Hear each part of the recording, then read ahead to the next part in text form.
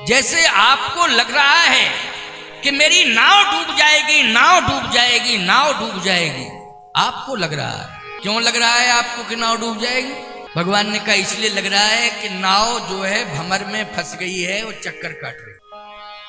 वो भंवर में फंसी हुई नाव अवश्य ही डूबती है। क्यों भाई? भंवर में फंस जावे और चक्कर काटे तो नाव डूबती है, क्योंकि पतवार हाथ में नहीं है और भंवर में चक्कर काट रही है नाव, और केवट जो है पतवार नहीं लिए है। बोलो डूबेगी कि नहीं डूबेगी? भगवान ने कहा इसलिए चक्कर काट रही है, भंवर में फंसी है, डूबने का खतरा इसलिए। केवट ने कहा चक्कर काट रही है तो कितने चक्कर काट चुकी है? भगवान ने कहा मुझे पता नहीं। लक्ष्मण तुम्हें पता है कितने चक्कर काट? लक्ष्मण जी बोले 50 तो गिन लिए हम, 50 तो गिन। तो केवट बोला 50 ही काटे, अभी तो बहुत काटने हैं चक्कर। कितने चक्कर काटने हैं? भगवान ने कहा कितने चक्कर कटवाओगे? केवट ने कहा आप ही बताओ, आप कितने चक्कर कटवाते हो हम लोगों की? 84 लाख योनियों के चक्कर कटवाते हो। हमारी नाव में बैठ गए हो, चक्कर काट रही है तो घबरा रहे हो। और हमारे जैसे जीव जब आपके पास जाते हैं तो आपकी नाव जो है कितने चक्कर कटवाती है? 84 लाख योनियों का चक्कर कटवाती। भगवान ने कहा केवट तुम तो हमें पार कर दो, लेकिन मैं वचन दे रहा हूं। क्या वचन दे रहे हो? भगवान ने गंगा जल हाथ में लेकर के कहा केवट तेरे जैसी विमल निर्मल भक्ति जो भक्त करेगा उसे मैं 84 लाख योनियों के बंधन से मुक्त कर दूंगा। उसे 84 लाख योनियों का चक्कर नहीं काटना पड़ेगा। बस निष्कपट भक्ति करे, निर्मल भक्ति करे। और निष्कपट भक्ति यही है कि तूने पूरे गांव को बुलाया है, किसी से कपट नहीं रखा है। बोलो भाई, किसी से कपट नहीं रखा है, तूने सबको बुलाया। आओ पार कर लो, भगवान के चरण धो लो, तब हम पार करेंगे। धो लो चरण, धो लो चरण, धो लो चरण। अब जो नहीं आए हैं जबरदस्ती क्यों भाई, वो अभागी हैं, क्या करोगे इसके लिए? लेकिन केवट ने तो बोलो भाई सबको कहा नहीं, आ जाओ भगवान आए हैं, और सभी भगवान के चरण धो लो, चरणोदक ले लो और पार हो जाओ। अब कोई नहीं आवे तो इसके लिए क्या करोगे? इसलिए भगवान ने कहा कि यही निर्मलता है कि तूने केवल अपने तक मुझे सीमित नहीं रखा है। तू इतना निष्कपट हृदय का है, इतना निर्मल हृदय का है कि आज तूने पूरे गांव को बुला लिया है और पूरे गांव का कल्याण करा दिया है। इसलिए तेरे जैसा निर्मल विचारधारा का जीव जगत में होगा, कपट को दूर कर देगा, उसको मैं 84 लाख योनियों के बंधन से मुक्त कर दूंगा, अवश्य ही मुक्त कर दूंगा। इसलिए याद रखना, भजन करते हो कपट अंदर है तो पार होने के चांस नहीं है। हम स्पष्ट बोल रहे हैं, खूब भजन करना, लेकिन कपट अगर अंदर है तो भजन तुम्हारा करना व्यर्थ है, व्यर्थ है भजन करना। कपट अगर अंदर है तो देवताओं के मंदिर में जाना भी व्यर्थ है। कपट अगर अंदर है तो तीर्थों में जाना भी व्यर्थ है। मैं एक ही बात कहता हूं कि अगर तुम मंदिर में गए हो तो कपट का त्याग करके लौटो कि हे प्रभु, जो मेरे अंदर कपट है आज से मैं इसका त्याग करता हूं, आपके सामने हाथ उठा के प्रतिज्ञा करता हूं।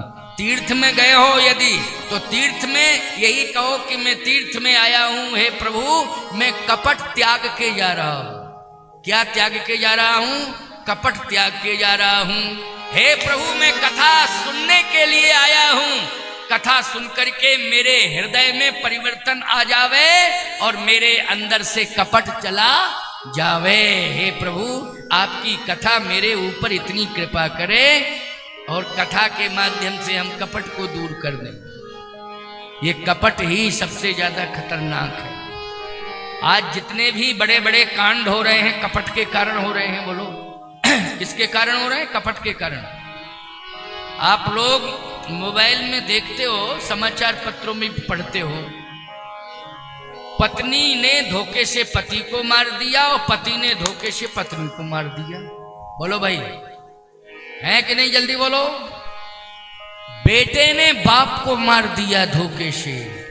विश्वास कोई कर सकता है कि बेटा बाप को मार सकता है, बेटा मां को मार सकता है? लेकिन बोलो कपट है कि नहीं? और क्या बतावे आपको, और छीछा लेदर सुन लो। क्या बोले? सास दामाद को लेके भाग गई। अरे राम राम, अब तो गजबई हो गया। बड़े हिंदुस्तान के निवासी, तूने तो अमेरिका को फेल कर दिया। क्यों भाई? कर दिया कि नहीं? क्या छीछा लेदर है? कितनी छीछा लेदर हो रही है? सोचो जरा, विचार करो। बेटी के साथ विवाह होना था, खुद करा बैठी विवाह, माताजी करा बैठी विवाह। क्या है? कपट है कि नहीं? बोलो जल्दी बोलो। ये पति के साथ छलावा है कि नहीं? जल्दी बोलो। पूरे खानदान के साथ कपट हुआ कि नहीं हुआ? छलावा हुआ कि नहीं हुआ? ये कपट। ऐसा कभी नहीं सोचा जा सकता था इतना बड़ा कपट होगा। आपने बड़े आशा विश्वास के साथ अपनी बिटिया की शादी की है, लेकिन उसने इतना बड़ा छल किया कि आप माथा पकड़ के रह गए कि ये तो पहले से ही दूसरे से विवाह कर चुका था। बोलो भाई। और हमने पैसा भी खर्च किया और बेटी के हाथ भी पीले कर दिए, प्रतिष्ठा भी चली गई मेरी, लेकिन मेरे साथ कितना बड़ा धोखा हो गया कि वो पहले से ही किसी के साथ शादी कर बैठा था। बोलो है कपट कि नहीं है? जल्दी बोलो। कहां से भगवान मिलेंगे? भगवान तो यही हैं, लेकिन प्रकट नहीं हो रहे हैं। ज्यादा अगर रगड़ करोगे कि प्रकट हो जाएंगे तो नरसिंह भगवान बन के प्रकट होंगे और तुम्हारी अंतड़ियां फाड़ देंगे। इसलिए प्रहलाद बन के रगड़ करो। पहले तुम्हें प्रहलाद बनना पड़ेगा, तब नरसिंह भगवान का वेग सह पाओगे, ओज सह पाओगे, तेज सह पाओगे। नहीं तो भगवान भी मिल जाएगा और अंतड़ियां भी फट जाएंगी। बोलो भाई। हिरण्यकश्यप को मिल गया था ना, लेकिन क्या हुआ? उन्होंने फाड़ दी अंतड़ियां, निकाल के माला पहन ली। उग्रम वीरम महाविष्णुम ज्वलंतम सर्वतो मुखम। उग्रम वीरम, दांत किटकिटाते हुए नरसिंह भगवान प्रकट हो गए। बोलो आवेशावतार है कि नहीं? क्रोध में प्रकट हुए कि नहीं हुए हैं? गड़गड़ाते हुए प्रकट हुए, क्रोध में, आवेश में प्रकट हुए। अब पकड़ा हिरण्यकश्यप को और उसकी पेट को फाड़ के अंतड़ियां निकाल के गले में पहन ली, जैसे माला पहनी जाती है। इसलिए मैं कहना चाहता हूं, कान खोल करके सुन लो, हमें कपट को दूर करना है, कपट नहीं रहना चाहिए। भगवान ने कहा तेरे जैसा निष्कपट प्राणी जो संसार में होगा, मैं उसे 84 लाख योनियों के बंधन से मुक्त कर दूंगा। मैं वचन देता हूं। इसलिए निष्कपट लोगों का उद्धार होता है। अगर तुम पढ़े लिखे नहीं हो तो चिंता मत करना, लेकिन निष्कपट भाव से रहना, उद्धार हो जाएगा।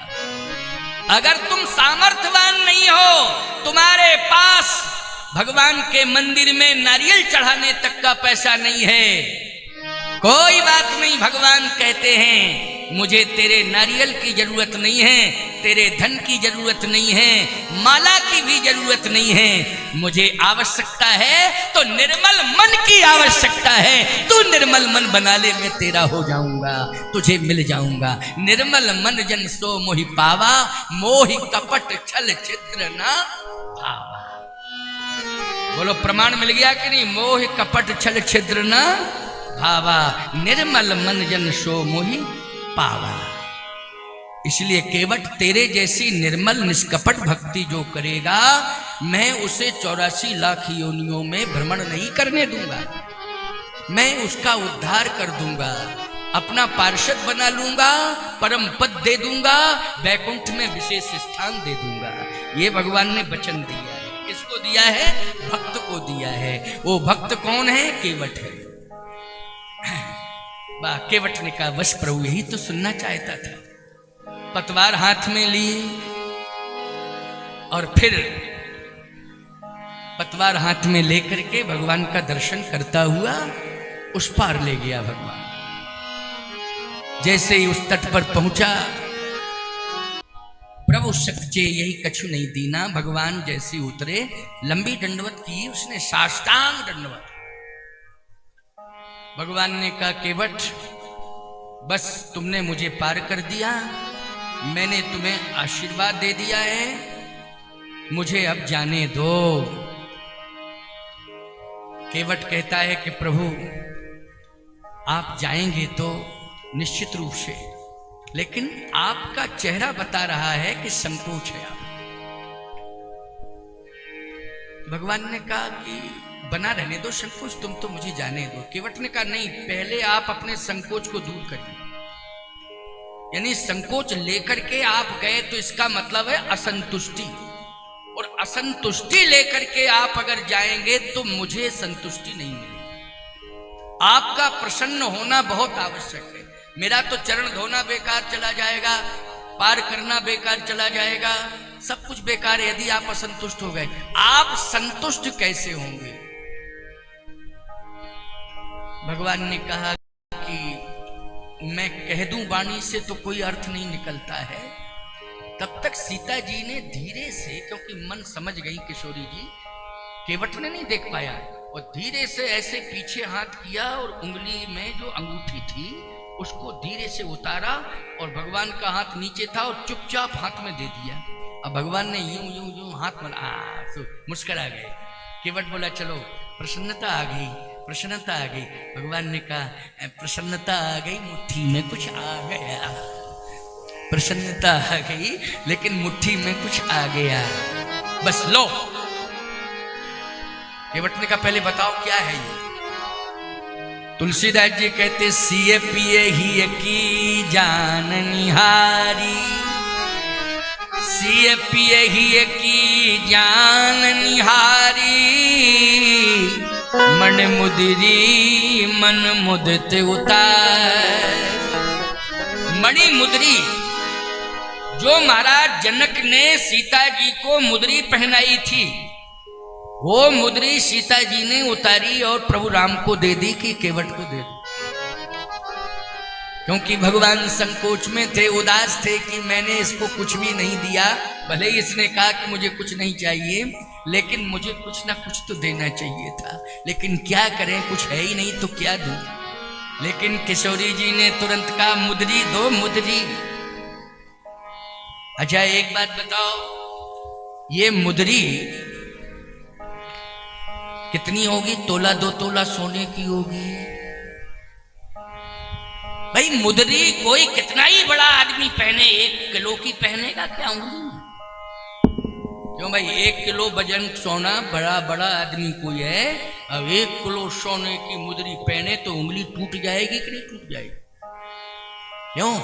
अच्छा एक बात बताओ, तुम बहुत बड़े आदमी के घर में गई हो, 1 किलो सोने की नथ पहन लोगी, नाक नहीं फट जाएगी?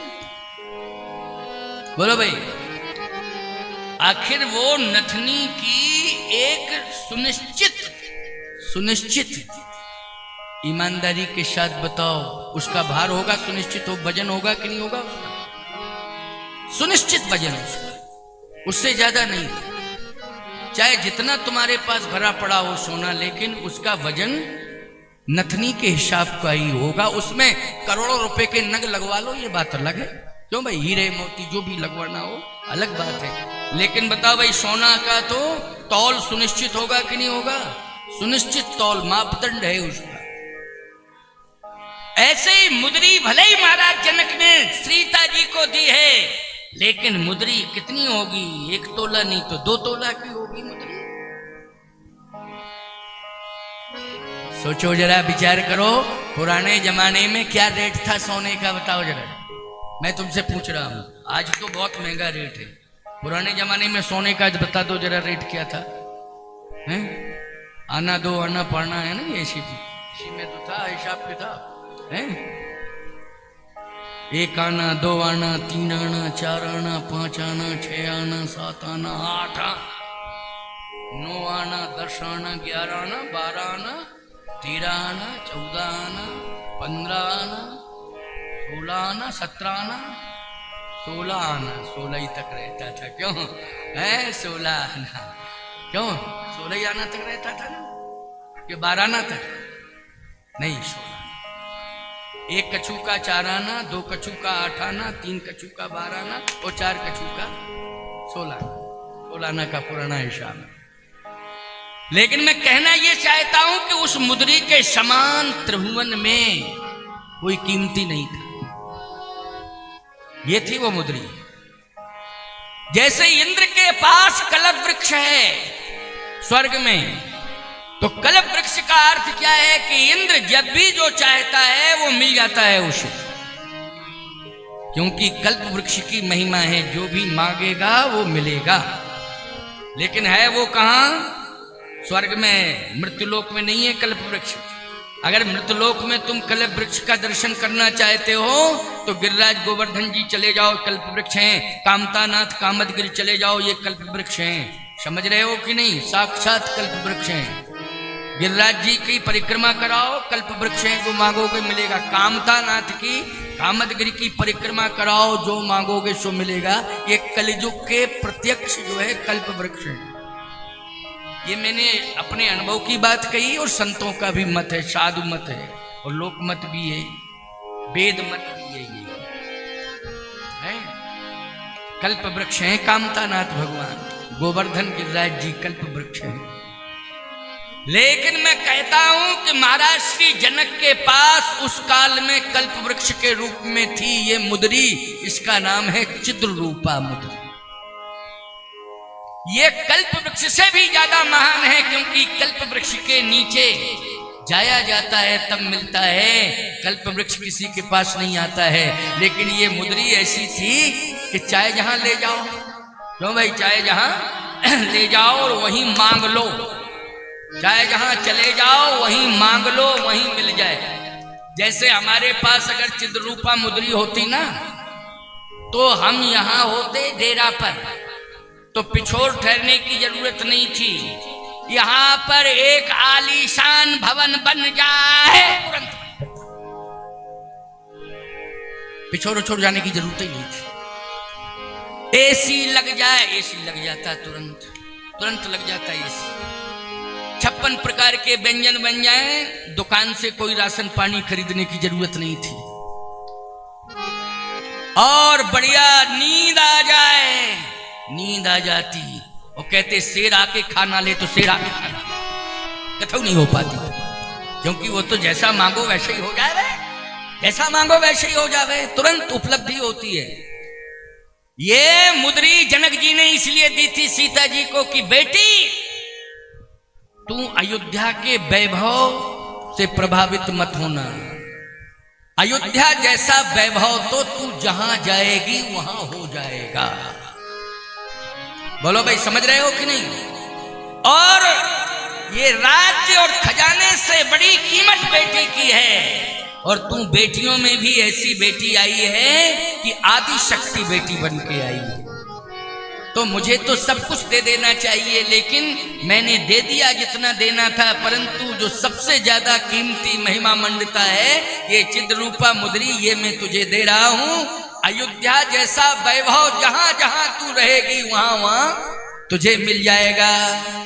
इसलिए याद रखना, लंका का वैभव सीता जी को आकर्षित नहीं कर पाया, क्योंकि वो जहां बैठी थी वहीं उन्हें बड़ा वैभव दिखाई दे रहा था, वहीं उन्हें जनकपुर दिखाई दे रहा था, वहीं उन्हें अवधपुर दिखाई दे रहा था, वहीं उन्हें खजाना दिखाई दे रहा था। लंका दिखाई नहीं दे रही थी। लंका में थी जरूर, लेकिन लंका दिखाई नहीं दे रही थी, क्योंकि इतनी ऊंची दीवार, इतना ऊंचा पहरा लग गया। नाम पारूद वसन ध्यान तुम्हार कपाट, ओ लोचन निज पद जंत्रित प्राण जाई कहीं बाट। तो ये आंसू क्यों गिरा रही थी? इसलिए गिरा रही थी आंसू, क्योंकि मुद्री तू वैभव तो दे सकती है लेकिन मेरे स्वामी राम को नहीं दे पा रही है। क्यों, किसे नहीं, इसलिए आंसू गिर रहे थे कि तू वैभव तो दे रही है लेकिन मेरे राम को, मेरे स्वामी राम को नहीं दे पा रही है। अब आप सुन लीजिए, बड़ी अच्छी बात सुना रहे हैं आपको, क्योंकि भाव में से भाव निकल रहे हैं और तुम लोग सुनते जाओ। केवट ने कहा ये क्या है? भगवान ने कहा ये वो है चिद्रूपा मुद्री, इसकी महिमा। कहे जो मांगोगे सो मिलेगा। तुम्हारे यहां अयोध्या का वैभव आ जाएगा, मिथिला का वैभव आ जाएगा, स्वर्ग का वैभव आ जाएगा। तुम्हारे समान कोई वैभवशाली नहीं होगा इस मुद्री के प्रभाव से। केवट ने कहा नहीं, मैं दास हूं, मेरा भाव ये कि मेरे स्वामी के पास वैभव है। देखो ये भाव की बात है। मैं तो झोपड़ी में रह रहा हूं, चैन की नींद ले लूंगा, लेकिन आप तो खुले आसमान में रह रहे। कम से कम पानी की झरझर झरझर झरझर झरझर बूंदें गिरेंगी तो ये मुद्री इंतजार कर देगी। अगर पत्तों पर आप सोएंगे तो ये मुद्री अपने प्रभाव से पत्रों को मखमली गद्दे का अनुभव करा देगी। बोलो भाई, क्योंकि मुद्री आपके साथ रहेगी ना, आपके पास रहेगी। मार्ग में चलेंगे, कांटे होंगे, सूल वो फूल बन जाएंगे। ये मुद्री का काम होगा, क्योंकि मुद्री की ये विशेषता है कि जो कांटे होंगे, सूल होंगे, वो क्या बन जाएंगे? फूल बन जाएंगे। देखो ये समर्पण की पराकाष्ठा है कि नहीं? जल्दी बोलो। भक्त को कभी लोभी लालची नहीं होना चाहिए, भक्त को कभी लोभी लालची नहीं होना चाहिए। इसलिए याद रखना, ये महात्मा लोगों के पास अरबों की संपत्ति होती है लेकिन बड़े बड़े भंडारे करते हैं, लुटा देते हैं। बोलो ये दिल सबके पास नहीं होता है। बोलो होता है क्या ये दिल सबके पास? ईमानदारी के साथ बताओ। चले जाओ कामता नाथ में, रोज ही भंडारा चल रहा है, हजारों लोगों का रोज भंडारा होता है। समझ गए हो कि नहीं? अभी तुम्हारे पास में चाहे ददरुआ चले जाओ, चाहे करहस चले जाओ, जब उनका उत्सव होता है लाखों लोगों का भंडारा चलता है कि नहीं चलता है? बोलो कहां से आ जाता है? सावधानी से सुनना, ये दिल की बात है, ये महात्माओं की बात है। क्यों? सब कुछ ठाकुर जी कराते हैं और बस यही रहता है कि आपका है और आपके लिए है। समझ गए हो कि नहीं? तो केवट ने क्या कहा? ये मुद्री आपके लिए है और आपके साथ रहेगी मुद्री। मैं तो झोपड़ी में गुजारा कर लूंगा, मेरे स्वामी को कष्ट नहीं होना चाहिए। और एक बात बताऊं प्रभु, महाराज श्री जनक ने चरण पखारते समय ये मुद्री दी थी कि मेरी बेटी को कष्ट ना हो, और मैंने भी तो चरण पखारे हैं। क्या मैं चरण पखारने में उसको वापस ले लूं? चरण पखारने में मुद्री दी जाती है कि चरण पखारने में ली जाती है? ये बताओ। दी जाती है, विधान तो देने का है, लेने का नहीं है। तो जैसे जनक जी ने पखारे थे तो मुद्री दे दी थी, मैंने पखारे, बस मेरे पास देने के लिए कुछ नहीं है। इस बात का मुझे गम है, इस बात की मुझे तकलीफ है, वेदना है कि मेरे पास देने के लिए कुछ नहीं है, लेकिन मैंने कम से कम इतना तो कर ही दिया कि आपको नाव में बिठा के पार कर दिया। तो मैंने मुद्री का दान नहीं दे पाया, मैंने हीरे मोती का दान नहीं दे पाया, लेकिन मैं गरीब हूं, मैंने श्रम दान दे दिया है। ये श्रम को ही दान समझ लेना प्रभु, बस ये मेरा श्रम दान। दान भी बोलो, श्रम भी दान है कि नहीं? श्रम भी दान होता है जिनके पास कुछ ना हो। याद रखना, धार्मिक स्थलों पर झाड़ू लगा दो, सफाई में सहयोग दे दो, कोई सामाजिक कार्य हो रहा हो उसमें श्रमदान दे दो, कथा हो रही हो श्रमदान दे दो। समझ गए हो कि नहीं? श्रमदान ही दे दो प्यारे। कहीं मंदिर का निर्माण चल रहा हो, पर्याप्त धन नहीं है, तो ये मत सोचो हमें लोग मजदूर कहेंगे, नहीं, घंटा 2 घंटे श्रमदान कर दो कि चलो हम भी कुछ नहीं है लेकिन शरीर है, श्रमदान कर रहे हैं। इसलिए श्रमदान करना चाहिए, ये परम धर्म कहता है।